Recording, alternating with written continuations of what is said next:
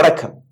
Delimitation தென்னிந்தியாவை ஓரம் கட்டுவதற்காக அல்ல தென்னிந்தியாவை ஒண்ணுமில்லாம செய்வதற்காக நரேந்திர மோடி அரசாங்கம் நடத்தக்கூடிய அடுத்த தாண்டவமா அல்ல கான்ஸ்டிடியூஷன்ல இருக்கக்கூடிய ஒரு ஓட்டையை பயன்படுத்தி தென்னிந்தியாவிற்கு எதிராக எடுத்து வைத்த ஒரு மிகப்பெரிய மாஸ்டர் ஸ்ட்ரோக்கா?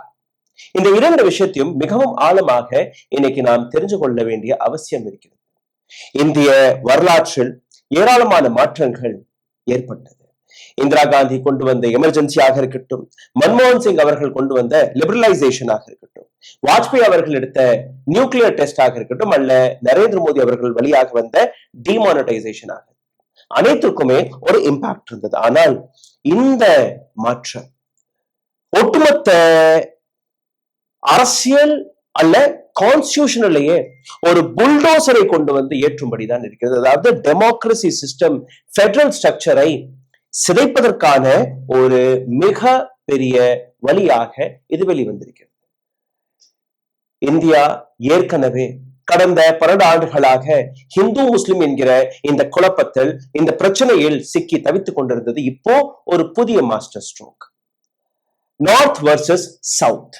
இதில் இதற்கு மேல் இந்தியா நகரப் போகிறது. அதுவும் எப்போ?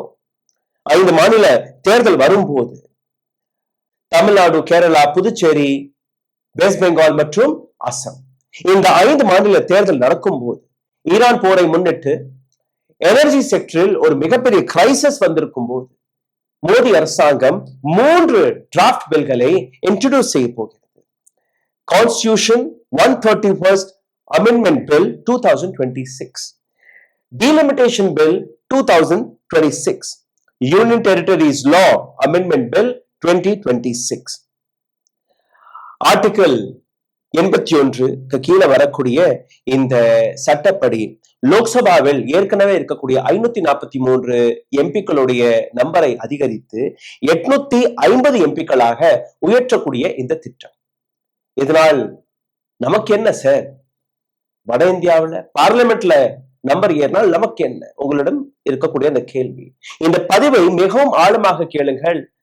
உங்களுடைய குரலை நெரிக்கக்கூடிய வேலையை எப்படியெல்லாம் பார்த்து வருகிறார்கள், எந்த அளவில் இந்த ஷார்ட்கட் மெசரை நரேந்திர மோடி எடுத்திருக்கிறார் உங்களுக்கு புரிய வரும். லோக்சபாவில் 815 எம்பிக்கள், ஸ்டேட்ஸ்களுக்கு, யூனியன் டெரிட்டரிகளுக்கு 35 எம்பிக்கள், இதைத்தான் இவர்கள் எடுத்து வைக்கிறார்கள். இதற்கு பின்னாடி இருக்கக்கூடிய ஒரு shield, women reservation bill, Nari Shakti வந்தன் அதிநயம் பில் 2023 என்று இவர்கள் கொண்டு வந்தார்கள். அந்த பில்லை 2027 ஆண்டு சென்செக்ஸ் நடத்திய பின்பு 2029 ஆண்டு நாங்க இன்ட்ரோடியூஸ் செய்வோம். 2034 ஆண்டிலிருந்து இந்த 33% ரிசர்வேஷனை பெண்களுக்கு கொடுப்போம் என்று நரேந்திர மோடி போட்ட அந்த திட்டம். 2023 ஆண்டு அனைத்து எதிர்கட்சிகளுமே எந்த விதமான கண்டிஷனும் இல்லாமல் உடனடியாக இந்த 33% ரிசர்வேஷனை கொடுங்கள் என்று கேட்ட பின்பு நரேந்திர மோடி என்ன கூறினார்? சென்செக்ஸ் எடுத்தால் மட்டும்தான் அது சரியாக இருக்கும், அதுக்கப்புறம் இந்த டீலிமிட்டேஷன் வந்தால் மட்டும்தான் அது சரியாக இருக்கும். அதாவது 2 செக் பாயிண்ட்ஸை நரேந்திர மோடி வைக்கிறார்.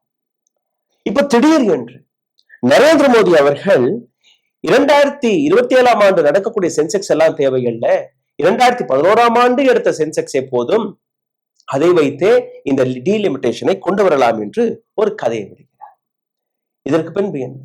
ஒட்டுமொத்த சதர்ன் ஸ்டேட்ஸ்கள் கொந்தளித்து விட்டார்கள். காரணம், விமன் ரிசர்வேஷன் பில்லை முன்வைத்து யூபி, பீகார், ராஜஸ்தான் போன்ற மாநிலங்கள் அங்க இருக்கக்கூடிய பாப்புலேஷனை வைத்து அவர்களுக்கு கிடைக்கக்கூடிய அதிக சீட்கள். எப்படி? இப்போதைக்கு உத்தரப்பிரதேசத்தில் 80 சீட்டுகள் இருக்கு. பாப்புலேஷனை முன்வைத்து உத்தரப்பிரதேசத்துடைய சீட் எண்ணிக்கை 140 உயரப் போகிறது. ராஜஸ்தானில் இப்போதைக்கு 40 இருந்து 73 உயர்ந்து. இதே பீகாரில் இப்போதைக்கு 40 சீட்டுகள் இருக்கு, 73 உயரப்போகிறது. ஆனால் இதற்கு இன்னொரு அர்த்தத்தை நீங்க பார்த்தீர்கள், 30க்கு மேற்பட்ட சீட்கள் இவர்களுக்கு அதிகமாக கிடைக்கும். அதே நேரத்தில் வெறும் உத்தரப்பிரதேஷ் மற்றும் பீகாரை மட்டுமே எடுத்துக்கிறீர்கள்னா இந்த 2 மாநிலங்களில் மட்டும் 200 சீட்டுகளை உயர்ற்ற போறார்கள். அதே நேரத்தில் தமிழ்நாடு, கேரளா, ஆந்திரா ஒரிசா, தெலுங்கானா இது போன்ற மாநிலங்கள் 30 சீட்டுகளை இழக்க போறார்கள். எப்படி அதை நீங்க பாருங்கள். நார்த் இந்தியா, அதாவது வட இந்தியாவுடைய இன்னைக்கு பார்லிமெண்ட்ல இருக்கக்கூடிய ரிசர்வேஷன் எவ்வளவு, ரெப்ரசன்டேஷன் எவ்வளவு? 38%. இந்த டீலிமிட்டேஷன் வந்ததற்கு பின்பு இதே ரெப்ரசன்டேஷன் 43% உயரும். சவுத் இந்தியா, தென்னிந்தியாவில் இன்னைக்கு 130 சீட்டுகள் இருக்கு. ஆந்திரா, கேரளா, கர்நாடகா, தமிழ்நாடு மற்றும் தெலுங்கானா 130 சீட்டுகள். இந்த டீலிமிட்டேஷன் வந்த உடனேயே சீட்டுகள் நிச்சயமாக உயரப்போகிறது. ஆனால் இப்போ சதன் இந்தியாவுடைய ரெப்ரசன்டேஷன் 24.3%, 24.3%. இந்த டீலிமிட்டேஷன் வந்த உடனேயே இது கூடாது, குறையும். எவ்வளவு? 20.7%. கிட்டத்தட்ட 4% தமிழ்நாடு, தென்னிந்தியாவுடைய ரெப்ரசன்டேஷன் குறையும். எதற்காக?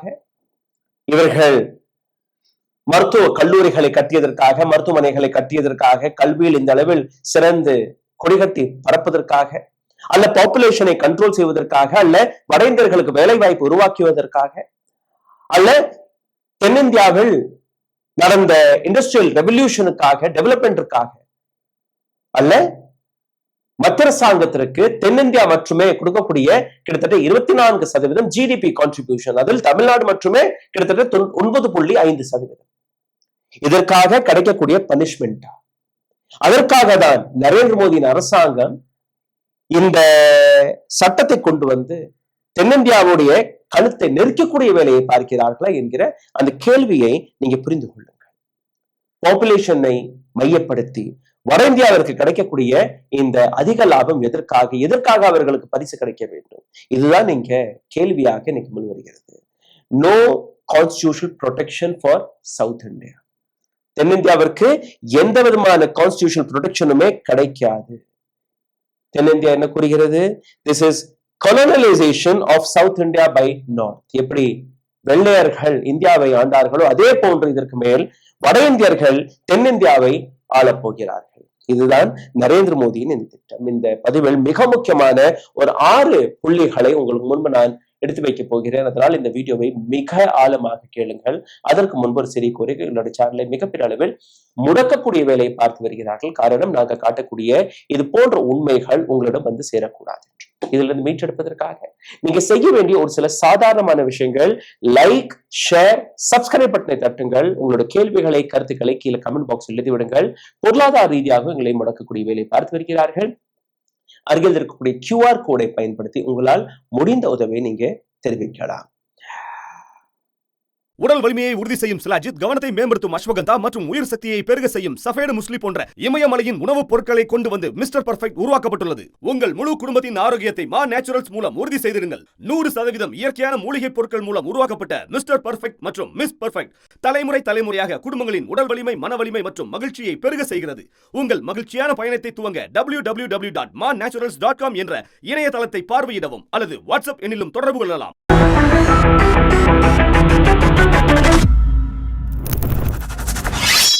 What are the constitutional amendments? இந்த constitutional amendments என்ன? மோடி கொண்டு வரக்கூடிய amendments என்ன? எதற்காக மோடி அரசாங்கம் இந்த அளவில் அவசரமாக இந்த சட்டங்களை திணிக்க பார்க்கிறது? இந்த அமெண்ட்மெண்ட்க்கு பின்பு எந்த விதமான சட்ட மாற்றங்கள் நடக்கும், சட்ட திருத்தங்கள் நடக்கும், எந்த விதமான இம்பாக்ட் உங்களுடைய வாழ்க்கையில் நடக்கும் என்று நீங்க பார்க்க வேண்டும். டீலிமிட்டேஷன் என்றால் என்ன, அதையும் நீங்க புரிந்து கொள்ளுங்கள். இதை தாண்டி அரசாங்கம் வதந்திகளை பரப்பி மிஸ் லீடிங் இன்ஃபர்மேஷன்களை கொடுத்து மக்களை ஏமாற்றக்கூடிய வேலை பார்க்கிறார்கள். விமன் ரிசர்வேஷன் என்கிற பேரில் டீலிமிட்டேஷனை திணிப்பது ஒரு மிஸ் இன்ஃபர்மேஷன் தான். அதை பற்றும் நீங்க புரிந்து கொள்ள வேண்டும். இதை தாண்டி எந்த அளவில் இந்த புல்டோசர் ஆன் ஃபெடரல் ஸ்ட்ரக்சர் வரப்போகிறது, அதுவும் நீங்க புரிந்து கொள்ள வேண்டும். அதனால் இந்த வீடியோவை கடைசி வரை தயவு செய்து பாருங்கள். டீலிமிட்டேஷன், இதற்கான பவுண்டரிஸ்களை கொஞ்சம் பாருங்கள். ஆர்டிகிள் 82 ஆஃப் கான்ஸ்டிடியூஷன் என்ன கூறுகிறது? Empower and independent delimitation commission. ஒரு டீலிமிட்டேஷன் கமிஷனை போட்டு 10 வருடத்திற்கு ஒரு முறை, அதாவது இத்தனை நபர் மீது ஒரு எம்பி இருக்கலாம் என்கிற இந்த அமெண்ட்மெண்ட். இது எப்படி இருக்கணும்னா, நாடு முழுவதும் பாப்புலேஷன், இப்ப இங்க 100 பேருக்கு மேல ஒரு எம்பி இருக்கிறார்னா இன்னொரு இடத்திலும் அதே 100 பேருக்கு மேல ஒரு எம்பி இருக்கணும். அதுதான் இந்த டீலிமிட்டேஷனுக்கான ஸ்ட்ரக்சர்.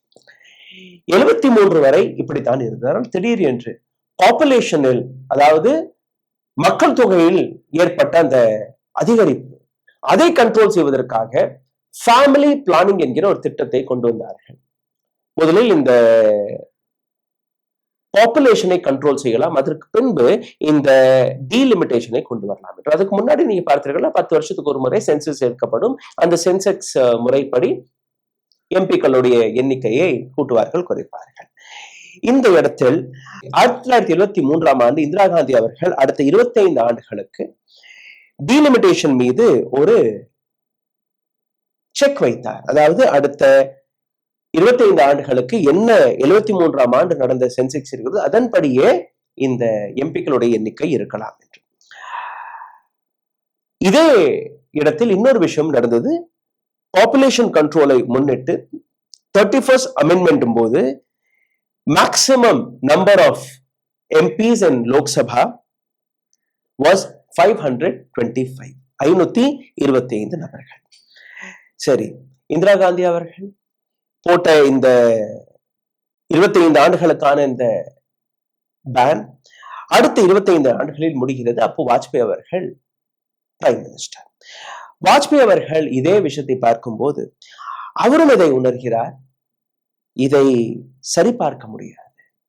இன்னும் இந்தியாவில், வட இந்தியாவில் இருக்கக்கூடிய பாப்புலேஷன், தென்னிந்தியாவில் இருக்கக்கூடிய பாப்புலேஷன் சமமாக கிடையாது. அதனால் இன்னொரு 25 ஆண்டுகளுக்கு இதை போட்டுவிடலாம். இது 2001ஆம் ஆண்டு நடந்த இந்த விஷயம். அப்போ வாஜ்பாய் அவர்கள், அதாவது பிஜேபி அண்ட் காங்கிரஸ் 2 ஆட்சியாளர்களும் 50 ஆண்டுகளுக்கான ஒரு மிகப்பெரிய இடத்தை வட இந்தியர்களுக்கு கொடுத்தார்கள். வட இந்தியா இந்த பாப்புலேஷன் கண்ட்ரோலை சரிபார்த்ததா? கிடையாது. இப்போ 2026ஆம் ஆண்டு மீண்டும் ஒரு வரை அந்த 25 ஆண்டுகள் முடிய போகிறது. அதாவது வாஜ்பாய் மற்றும் இந்திரா காந்தி 2 பேருமே கூறிய காரணம் ஒரே காரணம் தான். இப்ப எப்படி இந்த காரணம் மாறியது? இப்போ அனைத்துமே சரியாக விட்டதா? வட இந்தியாவிற்கும் தென்னிந்தியாவிற்கும் இருக்கக்கூடிய இந்த பாப்புலேஷன் கேப் சரியாகி விட்டதா என்று நீங்க பார்த்தீர்கள்? நிச்சயமாக கிடையாது. Well performing states won't suffer much என்று நரேந்திர மோடி அவர்கள் கூறுகிறார், பியூஷ் கோயல் அவர்கள் கூறுகிறார், அமித்ஷா அவர்கள் கூறுகிறார். ஆனால் இதற்கு பின்னாடி இருக்கக்கூடிய அர்த்தத்தை நீங்க புரிந்து கொண்டீர்கள்னா, சென்செக்ஸ் படி இப்போ இந்த டீலிமிட்டேஷனை நடத்த போறார்களா? அப்போ இருந்த பாப்புலேஷன் எவ்வளவு? 120 கோடி. அப்ப அதை நீங்க இப்ப இருக்கக்கூடிய இவர்கள் கொண்டு வரக்கூடிய 850 எம்பிக்களுடன் நீங்க வகுத்து பார்த்தீர்கள்னா, ஒரு எம்பி 15 லட்சம் நபர்களுக்கு மேல இருப்பார் என்று கூறுகிறார்கள். சவுத் இந்தியால இருக்கக்கூடிய ஸ்டேட்ஸ் என்ன? மாநிலங்கள் தமிழ்நாடு, கேரளா, கர்நாடகா, ஆந்திர பிரதேஷ், தெலுங்கானா. இந்த 5 மாநிலங்களிடம் இப்போதைக்கு இருக்கக்கூடிய சீட்டுகள் 130 அவுட் ஆஃப் 543, அதாவது 24% ரெப்ரசன்டேஷன். நான் தொடக்கத்திலேயே உங்களுக்கு கூறியபடி இந்த 130 ஆஸ் பர் 2011 சென்செக்ஸ் 166 உயரும், 166 உயரும். அதாவது இப்போதைக்கு இருக்கக்கூடிய 24% கரண்ட் ரெப்ரசன்டேஷன் சீட்ஸ் குறைந்து 20% சரிந்துவிடும். அதே வட இந்தியாவில் 200 சீட்கள் 361 சீட்களாக உயர்ந்துவிடும். 361 சீட்ஸ். Just imagine. இதை தாண்டி south India, north east India, இவர்களுக்கு இந்திய அரசாங்கத்திலேயோ அல்ல பார்லிமெண்ட்லேயோ எந்த விதமான தேவையும் இல்லை என்கிற விஷயத்தை தான் இவர்கள் எடுத்து வைக்கிறார்கள். அதாவது நரேந்திர மோடி அவருடைய குரோனாலஜியை பார்த்தீர்கள், அந்த புதிய பார்லிமெண்டை துவக்கிய போது அங்க 900 சீட்களை அமைத்த போதே பல்வேறு நபர்கள் இந்த டீலிமிட்டேஷன் இதுதான் நரேந்திர மோடி பிஜேபியுடைய அடுத்த மிகப்பெரிய முடிவாக இருக்க போகிறது என்று நாம் சந்தேகப்படவில்லை. இதற்கான உறுதியும் நாங்கள் எடுத்து வைத்தோம். பல்வேறு செய்திகளை எங்களுடைய சேனலில் நீங்க பார்க்க முடியும். நரேந்திர மோடி அவர்கள் ஒரு வீடியோவில் ஒரு விஷயத்தை பேசியிருந்தா நீங்க பாருங்கள். அதற்கு மேல் இந்த வீடியோவில் உங்களை கூட்டிச் செல்கிறேன், பாருங்கள். हमारी योजना ऐसे नहीं होती। आपको लगता होगा कि लास्ट मोमेंट ऐसा कर दिया, लास्ट मोमेंट ऐसा कर दिया, ऐसा नहीं होता है जी। हम बहुत डिटेल में प्लान करके चीजों को ऑर्गेनाइज करते हैं। அவர் கூறியது என்ன? எங்களை சாதாரணமாக பார்க்காதீர்கள், ஒவ்வொரு விஷயத்தையும் மிக ஆழமாக சிந்தித்து நன்றாக பிளான் செய்து, லாஸ்ட் மினிட்ல எல்லாம் ஏதோ நாங்க கொண்டுட்டு வர்றதில்லை, நன்றாக பிளான் செய்துதான் நாங்க கொண்டு வருகிறோம். அப்போ பார்லிமெண்ட் ஆக இருக்கட்டும், டீலிமிட்டேஷன் ஆக இருக்கட்டும், எல்லாத்திற்கும் பின்னாடி ஒரு ஐடியாலஜி, ஒரு தாட் ப்ராசஸ் வேலை பார்த்திருக்கிறது. இந்த இடத்துல நீங்க பார்த்தீர்கள்னா கவர்மெண்ட் எந்த விதமான ஃபார்முலாவை அடாப்ட் செய்திருக்கலாம். ப்ரொபோர்ஷனல் இன்க்ரீஸ், இது ஒரு ஃபார்முலா. இதன்படி நீங்க பார்த்தீர்கள்னா கேரளாவிடம் இப்ப இருக்கக்கூடிய 20 சீட்டுகள் 31 உயரும். அனைத்து நபர்களுமே சந்தோஷப்பட்டிருப்பார்கள், எந்த விதமான பிரச்சனையும் ஏற்பட்டிருக்காது. Proportional increase. ஆனால் இப்போ கேரளாவிற்கு வெறும் 3 சீட்கள் தான் உயரப்போகுது. அப்போ ப்ரொபோர்ஷனல் இன்க்ரீஸை விட கேரளாவிற்கு வரக்கூடிய நஷ்டம் 8 சீட்டுகள். இதே உத்தரப்பிரதேசத்திற்கு ப்ரொபோர்ஷனல் சீட் வழியாக அவர்களுக்கு எத்தனை கிடைத்திருக்கும்? 120 இல்ல 125 சீட்டுகள். இப்ப 80 இருக்கு, 125 உயர்ந்திருக்கும். ஆனால் இந்த புதிய திட்டப்படி அவர்களுக்கு 138 சீட்டுகள் கிடைக்க போகிறது. அதாவது ப்ரொபோர்ஷனல் சீட்டை விட கிட்டத்தட்ட ஒரு 15-17 சீட்டுகள் அதிகமாக கிடைக்க போகிறது. இப்ப நீங்க சிந்தித்து பாருங்கள், எந்த அளவில் Narendra Modi a+b², a² 2ab + b² ஒரு மேஜிக் கால்குலேஷனை காட்டினார்களே, இந்த 2ab எப்படி வந்தது என்று. அதே போன்றுதான் இந்த உத்தரப்பிரதேஷ், பீகார் இவர்களுக்கு கிடைக்கக்கூடிய அதிக சீட்டுகள். இந்த ஒட்டுமொத்த விஷயத்தை பார்த்து தமிழக முதலமைச்சர் ஸ்டாலின் அவர்கள் தெளிவாக ஒரு சில விஷயங்களை எடுத்து வைத்திருக்கிறார். யூனியன் கவர்மெண்ட் எங்க மாநிலத்திற்கு கிடைக்கக்கூடிய அந்த அதிகாரத்தை, அந்த உரிமைகளை பறிக்கக்கூடிய விஷயத்தை பார்த்தால் அதற்கான விளைவுகளை அவர்கள் சந்திக்க போறார்கள். ஒரு விஷயத்தை நீங்க கவனமாக ஏற்றுக்கொள்ளுங்கள். நார்த் இந்தியன் ஸ்டேட்ஸ், தமிழ்நாட்டிலிருந்து வரக்கூடிய நாங்க ஹார்ட் ஒர்க் செய்து நாங்க இண்டஸ்ட்ரியல் டெவலப்மெண்ட்டை கொண்டு வந்து சேர்க்கக்கூடிய பணத்தை அவர்கள் சூறையாடக்கூடிய வேலையை பார்த்தார்கள்னா எப்படி 1950ஆம் ஆண்டு 60ஆம் ஆண்டு டிஎம்கேவுடைய ஒரு புரட்சியை நீங்க பார்த்தீர்களோ அதே போன்ற புரட்சி மீண்டும் பிடிக்கும். ஜாகிரதையாக இருங்கள். தெலுங்கானாவின் chief minister Revanth Reddy prime minister Narendra Modi அவர்களுக்கு நேரடியாக ஒரு கடிதத்தை எழுதி woman reservation bill, delimitation bill or increase in Lok Sabha seats, இது அனைத்துமே வெவ்வேறு சப்ஜெக்ட்கள். இதை தனித்தனியாக தான் பார்க்க வேண்டும், இதை நீங்க ஒன்றாக இணைக்க கூடாது. இதை தாண்டி இதுல மிகப்பெரிய ஆப்ஜெக்ஷன், லோக்சபா சீட்ஸ்களை 543 850 உயர்த்துவது on the basis of population. மற்றும் அதற்கு நீங்க என்ன செய்திருக்க வேண்டும்? எந்தெந்த மாநிலங்கள் ஜிஎஸ்டி கான்ட்ரிபியூஷனை, டாக்ஸ் கான்ட்ரிபியூஷனை அதிகமாக மத்திய அரசாங்கத்திற்கு கொடுக்கிறார்களோ அதையும் மனதில் வைத்து அவர்களுக்கு அதிகமாக நீங்க சீட்டை கொடுத்தீர்கள். அதாவது ஒரு மாநிலம் சிறந்த விலைகளை பார்த்து மத்திய அரசாங்கத்திற்கு உதவி வருகிறது என்றால் அவர்களுக்கு நீங்க அதிகமாக சீட்களை கொடுக்கணுமா? அல்ல ஒரு மாநிலம் 50 ஆண்டுகள் அவர் கொடுத்த பின்பு கூட எந்த விதமான பாப்புலேஷன் கண்ட்ரோலும் செய்யாமல், எந்த விதமான டெவலப்மெண்ட்டும் கொடுக்காமல், உதாரணத்திற்கு நீங்க பார்த்தீர்கள்னா பீகார் ₹1 கொடுத்தால் கிட்டத்தட்ட ₹7 மத்திய அரசாங்கம் கொடுக்கிறது. உத்தரப்பிரதேஷ் ₹1 கொடுத்தால் இன்னொரு ₹2 சேர்த்து ₹3 மத்திய அரசாங்கம் அவர்கள் கொடுக்கிறது. பாப்புலேஷன் கண்ட்ரோல் செய்தார்களா? கிடையாது. இண்டஸ்ட்ரியல் ரெவல்யூஷன் நடந்துச்சுன்னா கிடையாது. பள்ளிக்கூடங்கள், கல்வித்துறை அல்ல மருத்துவ சிகிச்சை ஏதாவது அங்க நடந்துச்சுன்னா கிடையாது. இந்தியா முழுவதும் இருக்கக்கூடிய அரசு பெட்கள், மெடிக்கல் பெட்ஸ், ஹாஸ்பிட்டல் இருக்கக்கூடிய பெட்ஸ் அதிகமாக இருக்கக்கூடிய மாநிலங்கள் இதே சதன் இந்தியா, முக்கியமாக தமிழ்நாடு. வட இந்தியாவில போய் பாருங்க, நீங்க கவர்மெண்ட் ஹாஸ்பிட்டல்ல பெட் கூட கிடைக்காது. நீங்க தரையில படுத்ததும் நீங்க உயிர் பிழைச்சு வருவதே மிகப்பெரிய கேள்வி. அப்போ அது போன்ற மாநிலங்களுக்கு நீங்க கொடுப்பதா?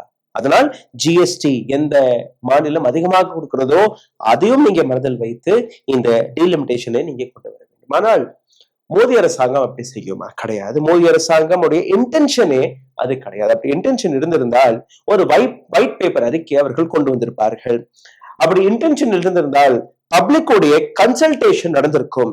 அப்படி இன்டென்ஷன் இருந்திருந்தால் அவர்கள் அனைத்து கட்சிகளையுமே கூப்பிட்டு ஆல் பார்ட்டி மீட்டிங்கை போட்டிருப்பார்கள். அதுவும் அவர்களுடைய இன்டென்ஷன் கிடையாது. ஏன்னா இது முழுக்க முழுக்க சீக்ரெட்டிவ் ஆட்டிடியூடாக தான் தெரிகிறது.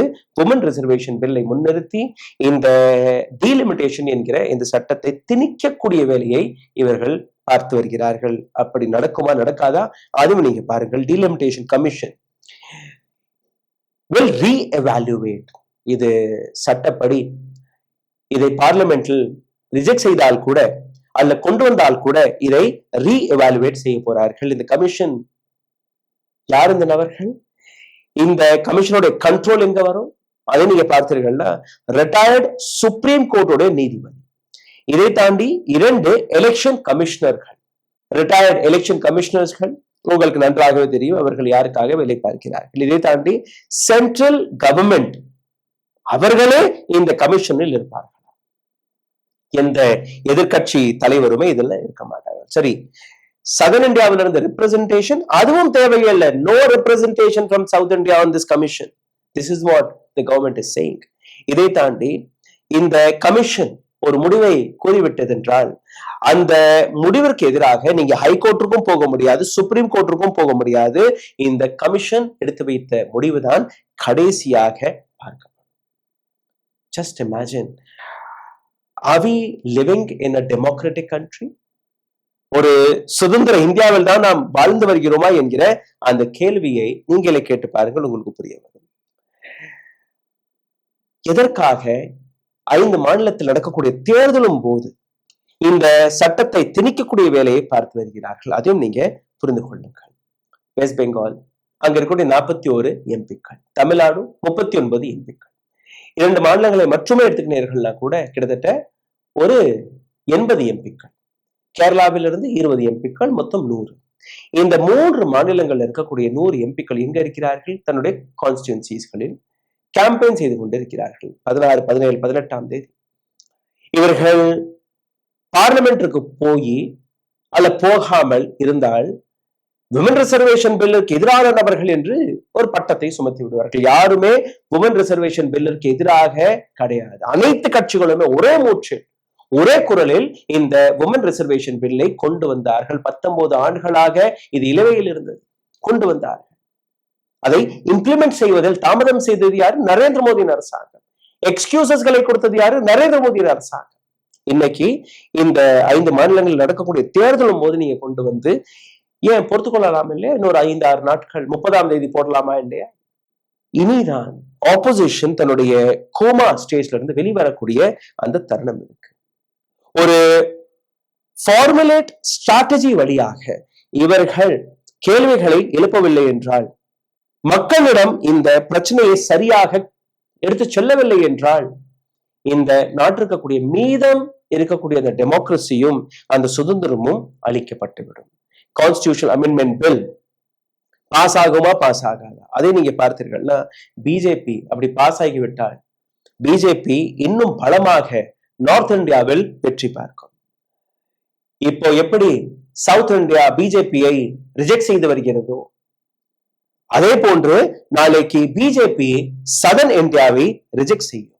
எப்படி மணிப்பூரோட குரல் மத்திய அரசாங்கத்திடம் டெல்லி வரை வரவில்லையோ அதே போன்று சவுத் இந்தியாவுடைய குரலும் மத்திய வரை போகாது, சென்ட்ரல் கவர்மெண்ட் வரை போகாது. இதுதான் நடக்கும்.